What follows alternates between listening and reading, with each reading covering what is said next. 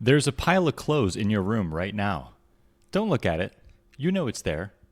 I know it's there. It's the pile of shame. Laundry is the single most relentless example of entropy in our daily lives. You wash, you dry, you fold, or let's be real, you move it from the bed to the chair, and then you wear it, and then you start all over again until you die. It is annoying.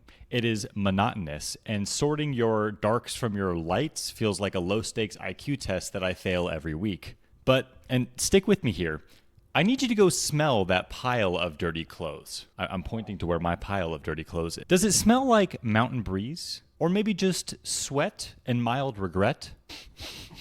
Because for a very long time, the smell of clean laundry was that of stale urine.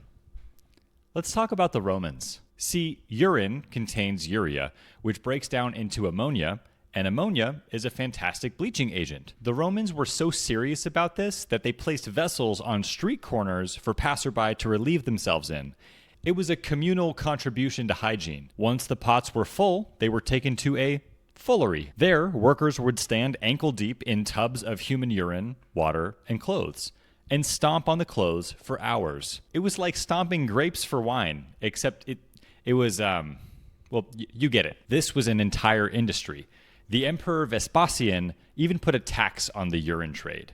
When his son complained that taxing pee was gross, Vespasian held up a gold coin and said, "Money doesn't stink. The clothes, however, they definitely stank. They stank." But honestly, I might take pee stomping over the medieval method, which was just pure, unadulterated suffering. For centuries, wash day wasn't a chore.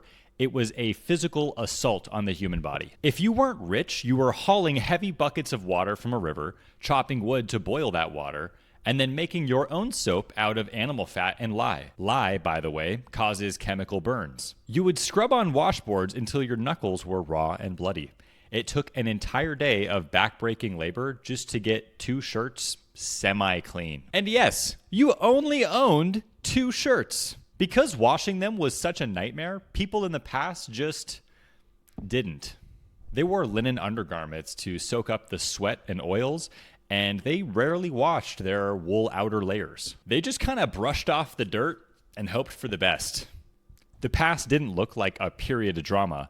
It smelled like a locker room that had not been cleaned since the Bronze Age. And we didn't really get relief from this until the 20th century.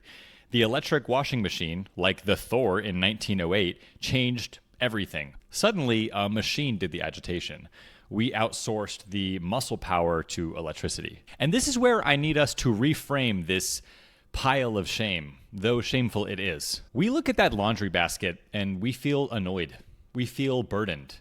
But that basket is actually a trophy case of modern luxury. The fact that we have too many clothes to wash is a problem that our ancestors couldn't even conceptualize. The fact that we can push a button and walk away to watch funny cat videos while a robot simulates the work of a dozen Roman urine stompers, well, by God, that is a miracle. I think kind of in general, we have normalized magic. We have conquered the drudgery that defined the domestic lives of billions of humans before us. We are so good at survival that we have time to be annoyed by the maintenance of our abundance. So the next time that you have to fold a fitted sheet, which, by the way, let's be honest, is impossible. It's an elastic ball that just defies physics. Remember the pots of ammonia.